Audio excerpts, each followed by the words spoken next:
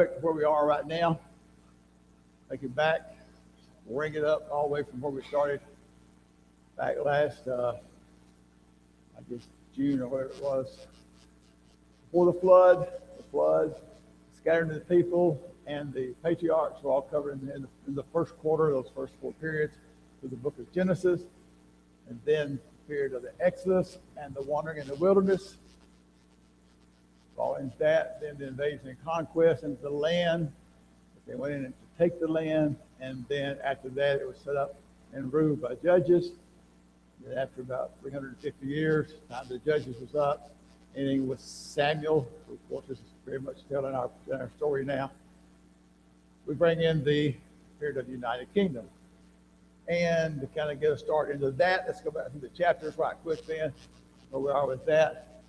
Chapter 8 is when we started with, when the people said, we want a king to be like the people around about us. They had the judges all this period of time here. They wanted to be a king, so God gave them a king. So in chapter 9, then it's real easy. It's the private anointing of Saul that's to be the king. If you get 9, 10 comes in real easy then because it's the public anointing of Saul. And then once Saul is king, the first thing he does is go up to the town of Jabesh Gilead, up in the upper right-hand part of the map, and rescues those people up there who are about to have their right eyes punched out in subjection to the ones who are oppressing them.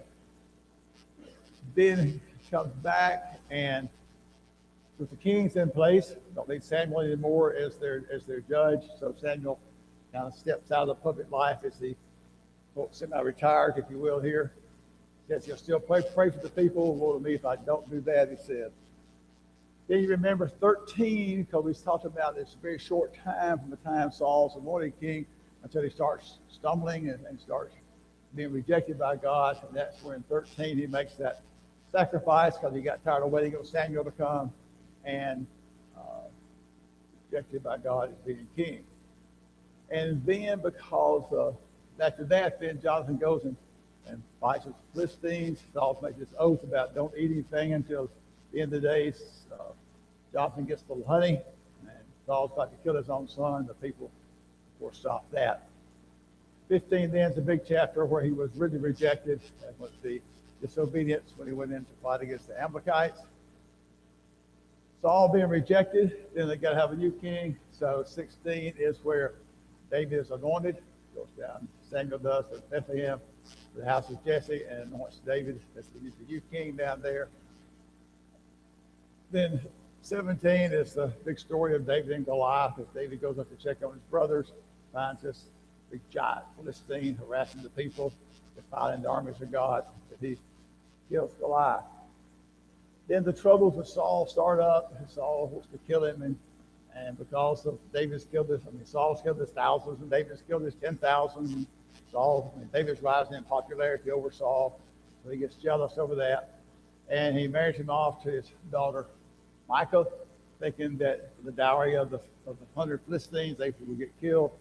He didn't. He went and killed 200 of them and came back. And then the next chapter is when Michal helps him escape from Saul, puts the idol in the bed, covers up, lets David down through the window, and David escapes in. Then he goes to Samuel. Samuel's up at Ramoth in his hometown. Saul goes up and chases him up there and actually winds up there with the prophets. That kind of catches us up to where we are now in a hurry. This is the map we've been using over and over to look at where we are here in this, what we call the Benjamin Plateau area of the tribe of Benjamin. East-west corridor across the mountainous ranges down through here from the land we've seen in the videos we watched. This is Ramah. This is Samuel's hometown. That's where he and David and Saul are at the end of the last chapter of 19. Jerusalem we haven't talked about yet. That's coming to the picture yet. We've been kind of using it as a point of reference, kind of get our position on the maps on several of them there. Right at the top of the Dead Sea, we find Jerusalem up here. About 12 miles from Jerusalem up here to Bethel, not very far. If we just think about it there, here to Decatur, something like that, area-wise.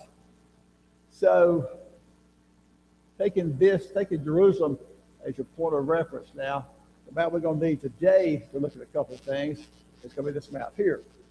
So here's Jerusalem way over here. same point. Here's Ramah, this area that we've been looking at. It's called the Benjamin Plateau area here. And we're going to talk about Nob, which is just slightly northeast of Jerusalem, which is where the priest was. And we'll get to that story about the first part of chapter 21. And then over here is the city of Gath, where David's going to run to over here. So remember the valley of Elah, where David fought the Goliath, the giant Goliath. Well, they're likely when David's going to leave Nob, he'll come down this plateau area here, Bethlehem, and across and down to this same Elah Valley, where he fought Goliath, and over to Gath, this Philistine city. Thinking this up here being in the 2,700 foot elevation range. This is getting over to the coastal plain, down much closer to sea level. So it'll be going downhill a big part of the time when he goes across over there. So this is the area we need today for David's going to start up here in Ramah, where it's Samuel. They'll wind up in Nob, and then they'll wind up over here in Gath. We'll get to the end of chapter 21. So that kind of gets us started off here. All right, chapter 20. Remember, Saul has got one thing on his mind, seems like right now. What is that? Kill David. Kill David. And the thing about it made me be over jealousy right now because of the song that the women were singing and the fame he's gotten over slaying the Goliath. But we'll see another little reason come into play in a minute. Get into the lesson today. So David leaves Naioth, which is up in the area of Ramoth there where Samuel was, and goes back and finds Jonathan. And he asks Jonathan basically, why? Why is your father Saul trying to kill me? What have I done? What's my crime? And Jonathan says, he's not going to kill you. I mean, no, that's not the way it is. And David is so sure of that. He just takes an oath and says, yes, he is. He's going to kill me. And so they talk about this, and Jonathan, of course, remember their relationship between David and Jonathan here now. Souls knit together, best of friends, if you will. And of course, Jonathan's the son of the king, and David's the son-in-law of the king. It's by this point here. So Jonathan said, I'll help you out. I'll do whatever it takes. I'll help you. So David comes up with this plan, if you will. There's a feast coming up, the Feast of New Moons, it's called. And David would be expected to be at Saul's table to eat. And he says, I'm not going to be there, tells Jonathan. I'm not going to go to the feast. I want to see when your father misses me, how he reacts to it. It's basically the thing. And he says, I'm going to hide in the field for 3 days and stay away from the feast. And said, if it comes up as to why I'm missing, you tell your father, I've gone to Bethlehem to offer sacrifice with my family. Now, we've seen over and over through this whole piece through here, lying. More and more and more of it. What did Micah do when David needed to escape Saul? Put the idol in the bed, said he's sick, remember all this? And so that's been one time, and it's been several times. We're going to see more of it today. We got through the story today of lying going on more and more. So David said, if it's well, when he misses me at the feast, if it's okay, if it's well, then I'll be safe. But if Saul gets angry over it, then it's a sign he's determined to kill me. And so he makes a statement that says, if that's what David wants, what Saul wants, if Saul is so determined to kill me, if I'm justified in being killed, if it's what's right, Jonathan, you just kill me yourself. No need for your father to do it. If it's justified, you just take care of it yourself. And of course, Jonathan doesn't want to do that. He doesn't believe that's what's going to happen. So he said he would never harm him, of course. And if my father's going to do something to you, I'll be the first to tell you. I'm your friend. I'll let you know what's going on. And so David said, okay, how are you going to let me know about this? When you go to the feast, I'm not there, and whoever Saul's reaction is, how you going to tell me? So they leave the city, and they go out in the field. By this rock where David has hid before. And Jonathan says, okay, tomorrow when I find out, or maybe the next day, he says, after it takes a little time to see how Saul's going to react to the feast, Come back out here, and here's what we'll do. So he starts to tell him this plan. Before he does, he starts talking to him about their relationship.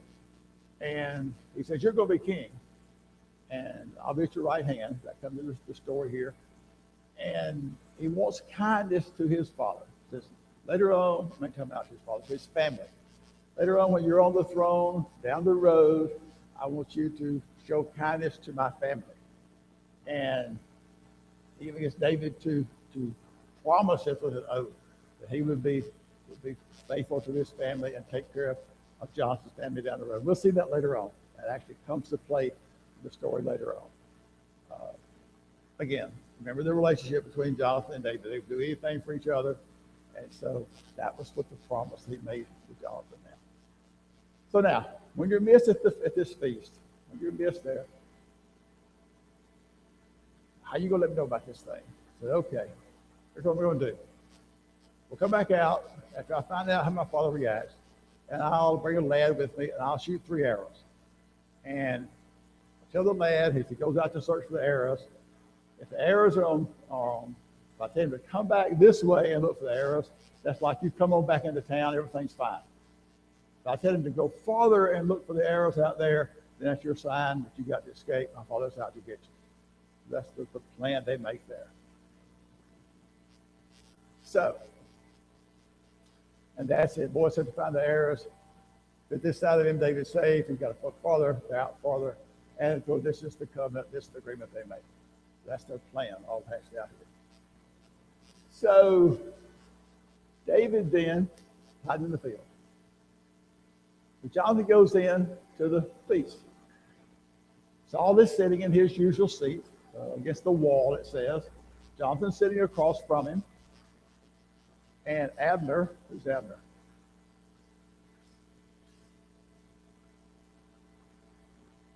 Captain of his army. Okay, he's Saul's chief in command, the captain of his army. He's there sitting right next to Saul, like he was guarding Saul, if you will, but he's the captain of the army. So the 3 of them are there, and David's seat is empty. So David's not there. So the first day of the feast, Saul misses David, but he doesn't think really a lot about it because he thinks, well, maybe he's unclean. And that would mean sometimes ceremonial unclean, so he will not come into the feast. So he kind of lets it ride that first day and doesn't question it very much. But the second day, when David's still not there, Saul asked Jonathan, where's David, the son of Jesse? Where is he? Why is he not at the feast here? Why is he not at the king's table? So Jonathan answers him right according to their plan and says his clan, his family was holding a sacrifice down in their hometown in Bethlehem. His brother expected him to be there, and he asked me to take leave and go down and be with him. Now, when Jonathan told Saul that, how did Saul react to it? He was very angry. Read verse 30. Verse 30 of chapter 20.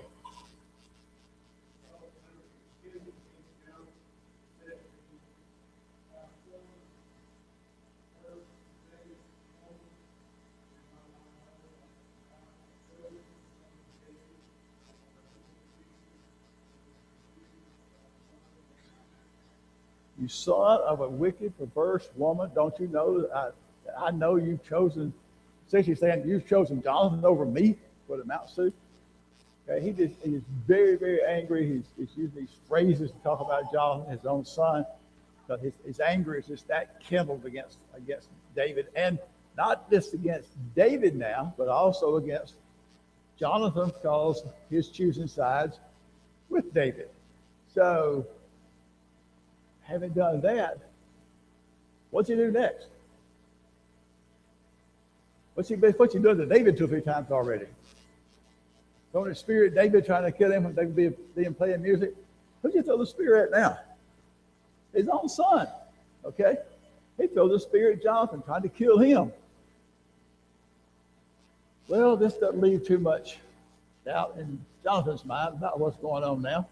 If his father is so so upset, so bent on killing David that he will actually throw a spear at me, at his own son, and try to kill me because David's my friend. That's a pretty clear sign of what's going on in Saul's mind now. So,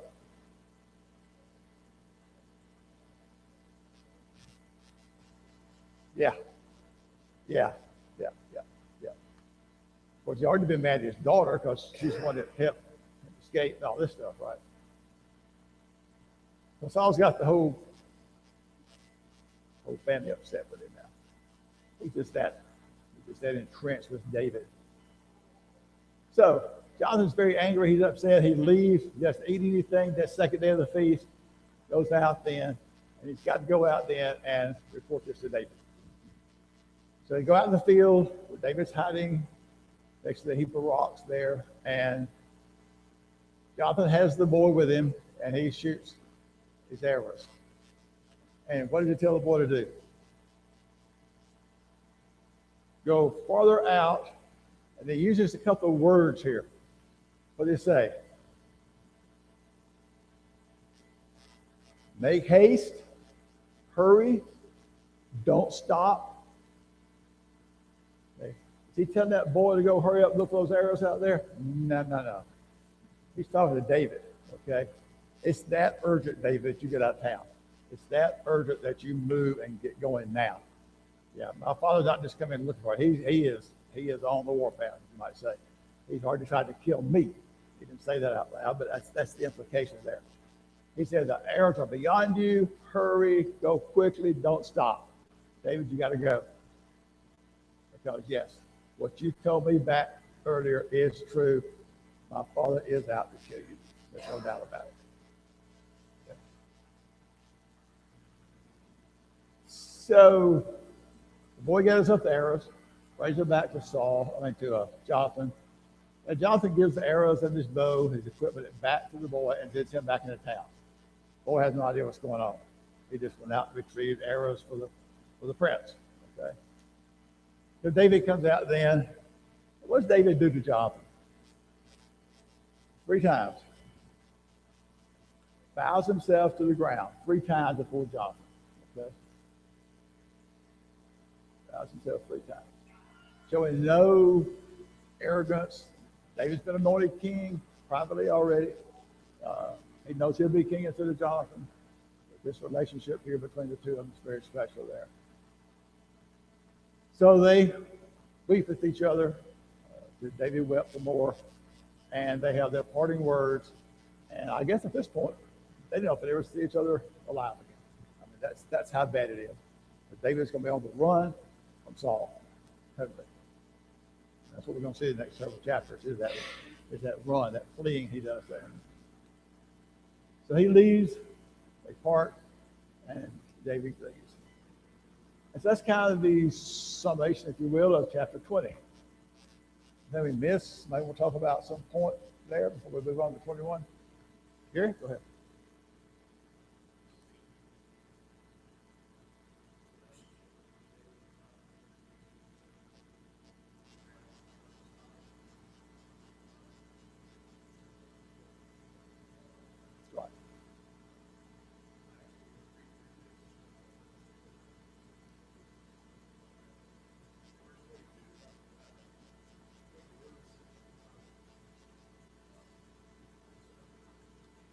Yeah. Nixon's that whole idea right there.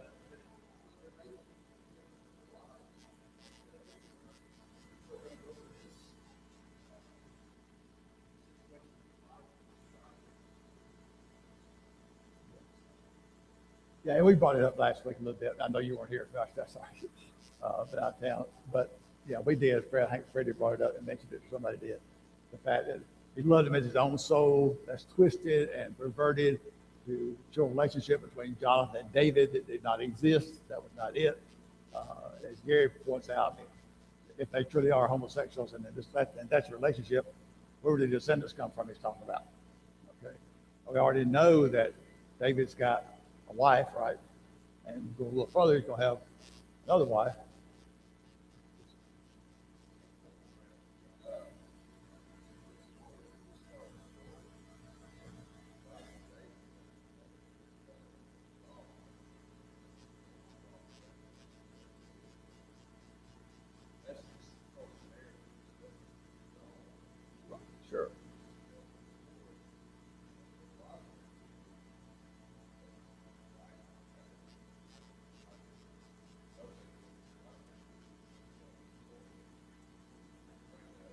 Yeah, like we had the lion thing on the screen for a while ago.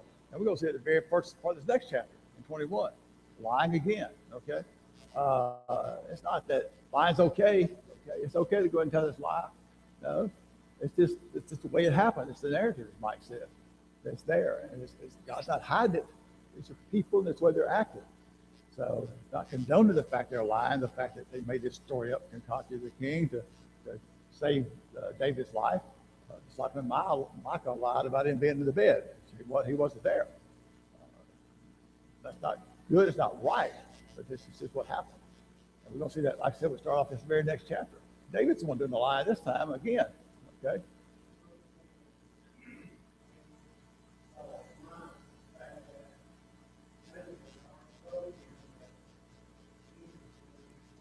Oh, yeah, yeah.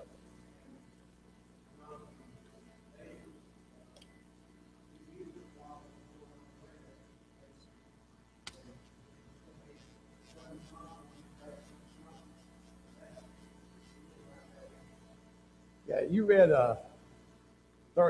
chapter 20, verse 30. Well, read 31. 20, verse 31.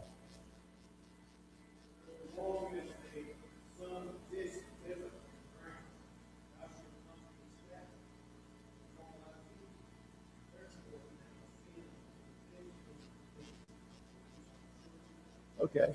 Saul knew as long as David was alive, John was going to be king because the people that already, he didn't know David had been anointed. He knew the people that elevated David to that level. Saul wasn't going to be Jonathan, his son, was going to be king. Now, God had told him, take the kingdom away from him. He's probably putting it all together. And again, he doesn't know, I think, that David's been anointed because that happened privately at Bethlehem, at father's house there, Jesse's house. But he knows it's going to happen. And it's pretty obvious, I guess, to him that David's to be the one. Jonathan's not going to be king. That's what's got Saul so upset about this whole thing. Okay, so David now is going to leave. He's there with Jonathan in the field. And he flees down to Nob. Nob, what's on the mountain to go, is just slightly to the northeast of the city of Jerusalem. We haven't talked about Jerusalem much yet. We all know where it is on the map. So he goes there to Ahimelech the priest. And he's escaping Saul. And what's going to be more strange is where he winds up going to escape Saul. We'll get there just in a minute. So he goes to Ahimelech, and then the priest sees him coming. He's frightened. What's going on here? It's such haste, like, and say, David, here he goes again now. He states what? I'm on the king's business. It's a secret mission. I'm in a hurry. I got to go. Well, part of that's true. What part's on truth? He's in a hurry. That's part's the truth. He's definitely in a hurry. But it's not on the king's business. It's to get away from the king's business there. I got to keep it secret. And my men, I left them somewhere else. So there. So he asked Ahimelech for a couple of things. He asked him for some provisions, something to eat. He left without anything. Apparently left in this haste in the field where it was Jonathan there. So I asked him for 5 loaves or anything you've got, you give me to eat. And he says, I don't have anything here as far as regular bread's concerned. All I've got is the consecrated or the holy bread. What he's got is, and we'll pop this next slide up here, and we'll back up in a minute then. What he's got is the bread that was taken off of the table of showbread, where the holy bread had been put out before the Lord, and then they would bake fresh bread and put it out there and take this other bread off, and then it would be used for the priest then. Okay? So that's all he's got. The bread that was taken off of the concentrated bread for the Lord. So he says, I can give you this if you've kept yourself from women and your men have kept yourself from women, which you're not unclean, what he's saying. And David says, well, we wouldn't do that even if we're on a normal mission, much less on the secret mission we're on here. And so he gives him that. Read somebody, flip over to the next chapter there, 22:10. Got that. Adam, you got chapter 22, verse 10.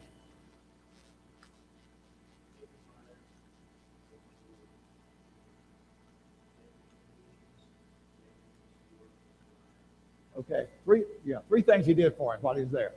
He requires the Lord for him. That's going to be important here in a minute. And he gives him the bread to eat.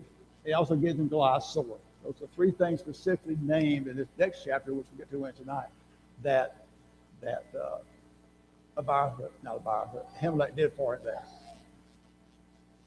So he gets him the bread to eat, and then he comes up and needs a weapon.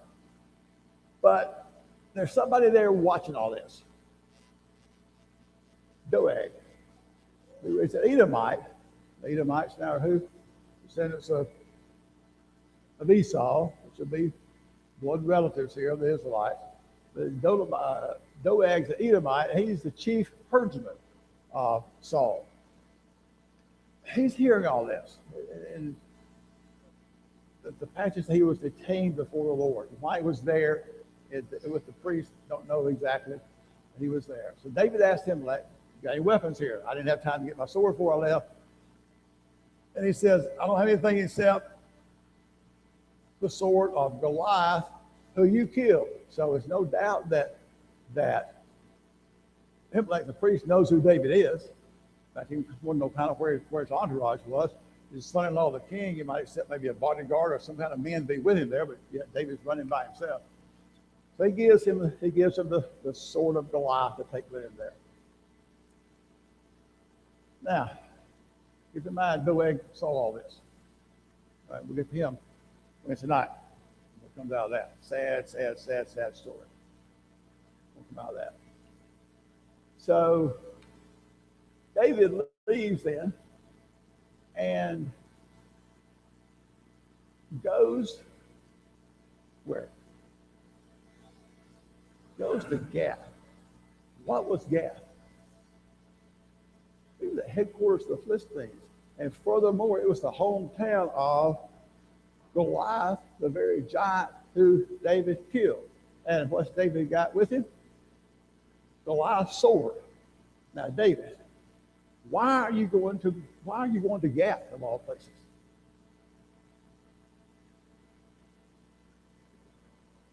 Probably the last place Saul would look. That's just probably it. I mean, that's the best guess we got is he would go to Gath because is Saul going to come into Gath and look for David? Probably not, okay? So he thinks about going there incognito. They might not know who he was, perhaps. And he goes in there to Gath to, again, flee from Saul. But he's recognized. The servants of Achish the king recognize who David is. So now David's got a little problem. You got Saul on one side coming down looking for him, and yet he's right here among the Philistines wearing the sword of Goliath, the very Philistine hero he's killed, and they recognize who he is.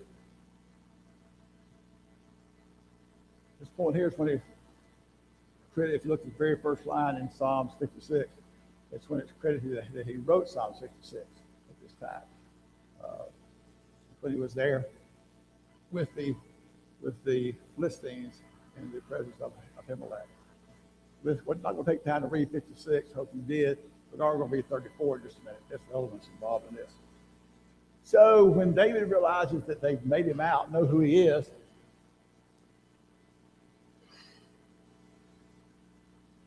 some commentators actually think he pretty much went insane, epileptic fit or some type thing like that because of the pressure on him. I don't think so. I think he acted, he pretended to be that way. But he starts acting crazy, if you will. He starts scratching on the gate and letting his spittle run down on his beard like a crazy man, foaming at the mouth, if you will, type thing. And how does King Achish react to this? Had I got enough madmen already? You bring me another one here? I mean, which is what he said. I don't need another madman here. Okay?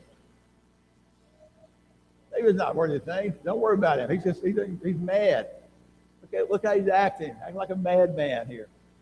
And so David's disguise type thing, if you will, here, gets him where the Philistines then are no longer want to kill him because they think he's done gone crazy. Okay. So he doesn't want him brought into his house or anywhere around him. So Psalm 34 is written at this time. So let's take time out to read Psalms 34. And not just because of the fact that it's tied in here with this, but because of so many good things that's in it. And as you read this, I'd like you to think about our current situation right now we're in. As Christians in this world, we look at the pressure around us, what's going on around us here. Think about that as we read through Psalms 34. And just picture us, just like David is being pictured here among these enemies here, and consolation he's got with where we are in the world today. We go through this. Kevin, you want to read Psalm 34? Okay, yes. You would. Good and loud, please. Yeah, the whole chapter 34, yeah. Not that long.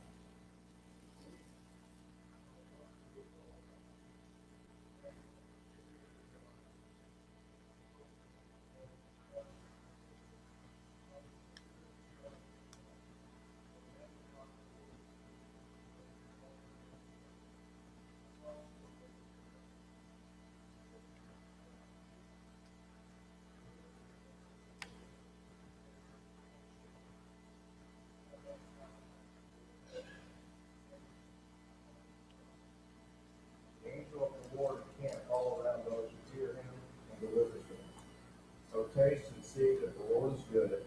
Blessed is the man who trusts in him. So fear the Lord, you his saints. There is no want to those who fear him. The young lions lack and suffer hunger, but those who seek the Lord shall not lack any good thing. Come, you children, listen to me. I will teach you of the fear of the Lord. Who is the man who desires life and loves many days that he may see good? Keep your tongue from evil and your lips from speaking deceit. Depart from evil and do good. Seek peace and pursue it. The eyes of the Lord are on the righteous, and his ears are open to their cry. The face of the Lord is against those who do evil, to cut off the remembrance of them from the earth. The righteous cry out, and the Lord hears, and delivers them out of all their troubles. The Lord is near to those who have a broken heart, and saves such as had a contrite heart, contrite spirit. Many are the afflictions of the righteous, but the Lord delivers him out of all. He guards all his bones, not one of them is broken. Evil shall slay the wicked, those who hate the righteous shall be condemned. The Lord redeems the soul of his servants, and none of those who trust in him shall be condemned. What verses do you see through here that could help us in this world we live in now? All right, read it. Okay, God's going to hear us. God's going to hear our prayers. He's going to deliver us. That's a big point. Back up before that, I think there's a couple of things up there. Okay, what's it? What you say? 7, read 7.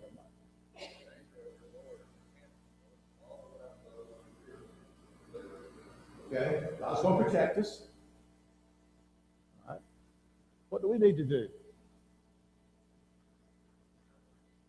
Trust him. Keep your tongue from, what did he tell us to do? Keep your tongue from evil. Your lips, they speak no guile. God's going to take care of us. We need to behave ourselves, conduct ourselves like we should, pray to God. He's going to deliver us. Exactly what David was saying here about his situation.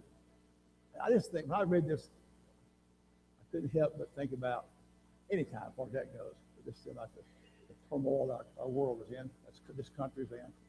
This fits so much with us, how we can behave ourselves.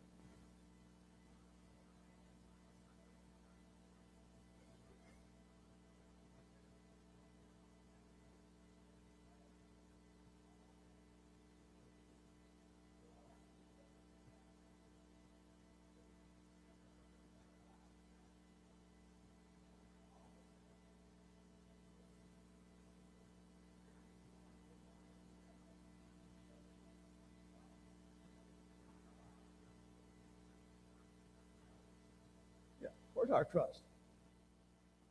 Our trust is not in this, what's going on in this country. I mean, yeah, it's going to affect us. Where's our trust?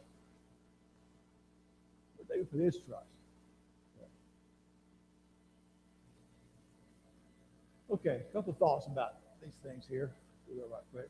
Let's go back to the first part of what we looked at in 20. And think about oaths for just a minute here. David and Jonathan makes an oath to each other about caring for one another, caring for families down the line, and things like this. Matthew 23, Jesus chastises the Pharisees for their oath making and oath taking. Matthew 5, some of them out. What do you tell us to do? If your yes be yes, and your no, you don't need to put an oath behind it, stuff like that. So we could talk a good little while about this. So keep that in mind. I hope you mentioned this before. It's already come up before. Next time we're going to touch on this briefly. We'll pick it up again next class about this. This filial attachment, that is family, matters of caring for your family and how those things would come in the place of or over God. The first I put up here is the one that Freddie read a while ago. And what is Saul's big family concern right now? That Jonathan's not going to what? He's not going to be king. That seems to be what's obsessed with Saul right now. Everybody got to kill David. What's Jonathan's relationship with all this thing? He knows what Saul's wanting to do is what? It's wrong, right? It's action of trying to kill David is wrong. So Jonathan is taking the side of right, if you will, here, against his father. He said, there's no reason. Why you want to kill his father more than one time? Why you want to kill David? What's he done? Okay, so family attachments should not keep us from trying to do what's right. Right is right. And you look at some of these passages here we got listed.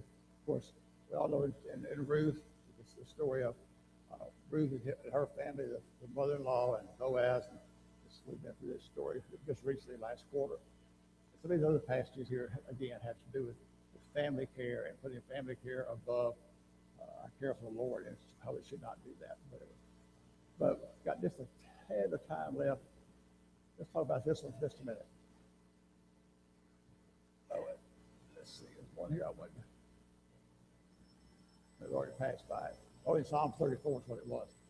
One point I want to make there, I think it's verse 20 of Psalm 34, is referenced over in John 16, about bones being broken. It seems to make no context here in this psalm about Christ, yet it's referenced in the book of John, and it's going back to Christ. 19 instead of 16. Okay, thanks, God. So I want to make that point. I forgot it back up that one over there. But God desires mercy, not sacrifice. And he uses these passages here. Bill's wrong with time to look at them. But